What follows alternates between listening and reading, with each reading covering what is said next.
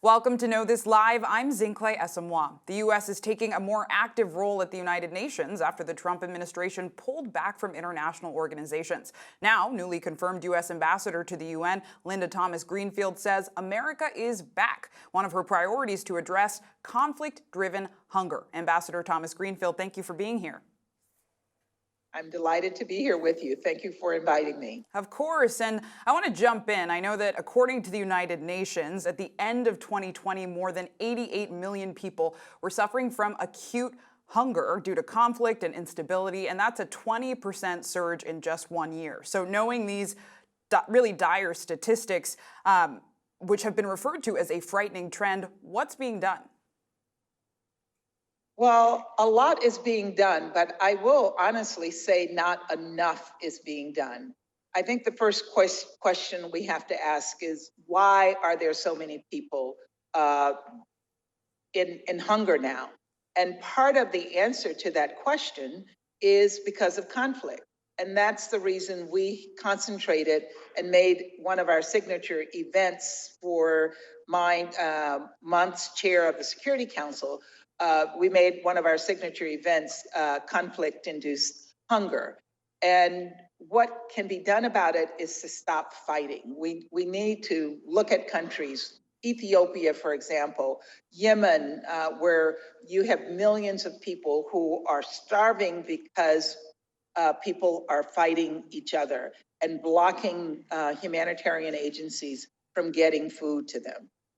And that was brought up during last week's UN Security Council meeting on food insecurity. And it was pointed out that near famine conditions in dozens of countries are affecting 30 million people, and that is a man-made problem. So knowing that, as you just pointed out, how is food shortage being weaponized, and what are the solutions?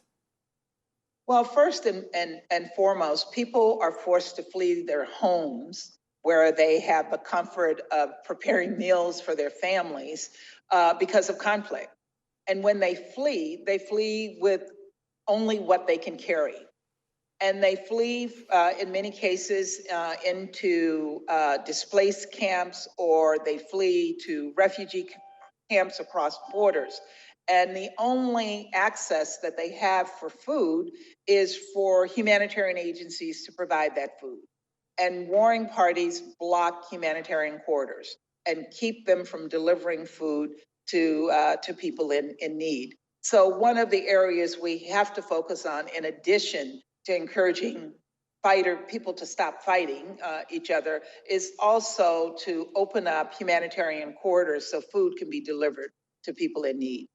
And you just addressed aid a bit, and I know regarding the crisis in Yemen and Ethiopia, how will the U.S. engage in providing aid to these countries, specifically knowing that they are facing really mounting hunger crises? First and foremost, we are working, for example, both in Yemen and in Ethiopia, and we're working with the political forces to try to get them to stop the fighting. President Biden appointed a special envoy, Ambassador Linda, to work on the situation in Yemen, and he has been to find a political solution to that situation, and that's the first. I think that's the first line of defense. And you may have heard that President Biden said. Senator Coons to Ethiopia. He left yesterday. I think he's probably on the ground already as a presidential emissary to the Prime Minister to again impress upon the Prime Minister how important it is that Ethiopia ends the conflict and allow for humanitarian assistance to be delivered to people in need. And then I would say a third point is to encourage those who make contributions to humanitarian assistance to ramp up that assistance. Yemen, for example, is seriously short of the assistance that it requires. We've made a major contribution there. Yesterday, Secretary of State Blinken announced a major contribution to the humanitarian conflict in Ethiopia as well. We have always, and I think it's been really appreciated, been a huge contributor to humanitarian assistance around the world.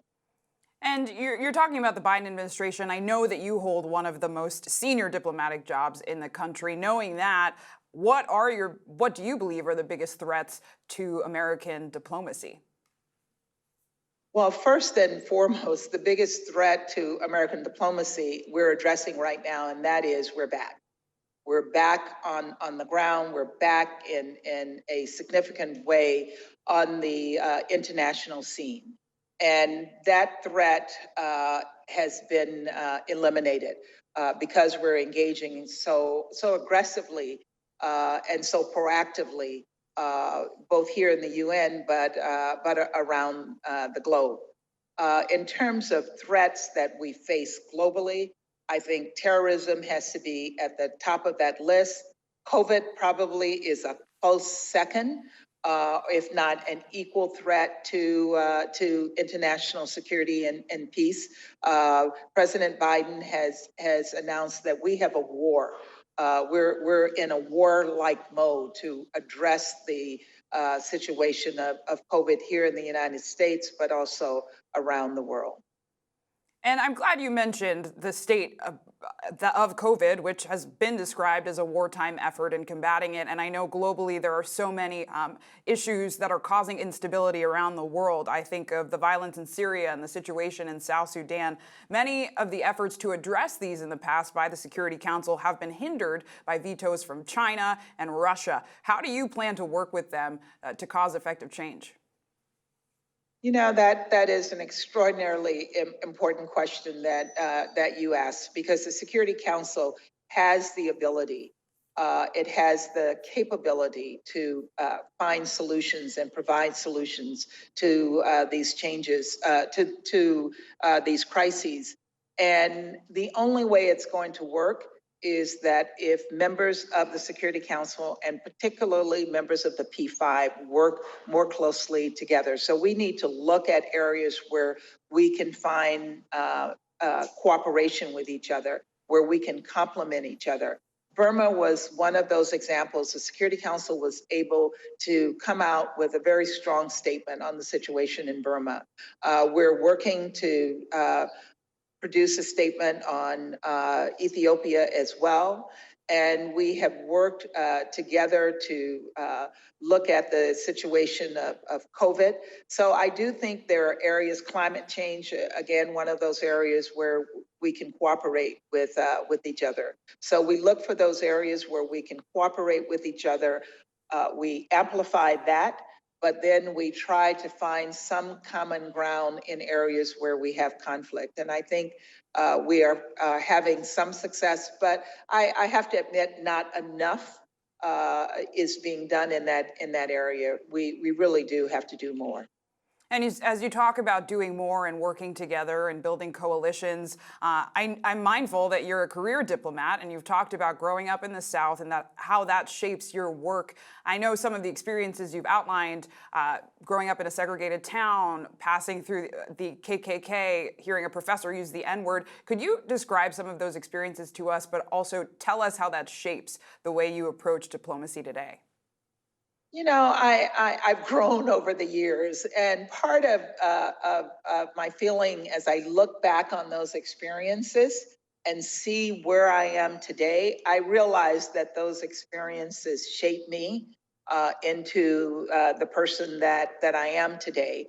And while I wouldn't recommend anybody go through that kind of experience growing up, I think for me, it kind of helped me to sharpen my skills. It helped me to build my muscle capacity to deal with adversity. But I also, you know, as I've said many times before, think that because of those experiences, I have come to appreciate how important it is to be kind and compassionate to people. And that has shaped how I have approached diplomacy throughout my career.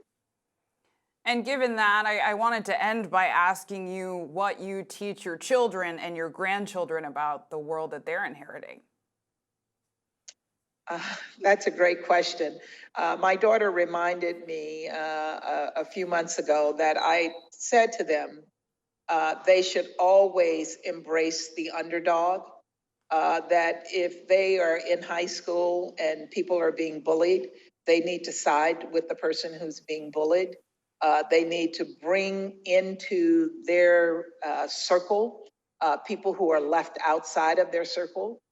They're in a particular circle because their mother happens to be a diplomat, and they are embraced and they are accepted. But there are many people who don't have that advantage, and they're not embraced. And I taught both of my kids that they should always embrace people outside their circle. And I see that in them as adults, and I'm particularly proud that they have become the adults that they are today. Well, thank you so much for sharing your insights, experience with us, especially given what I know is a very packed schedule for you. Good. Well, thank you so much for having me, and congratulations on your program.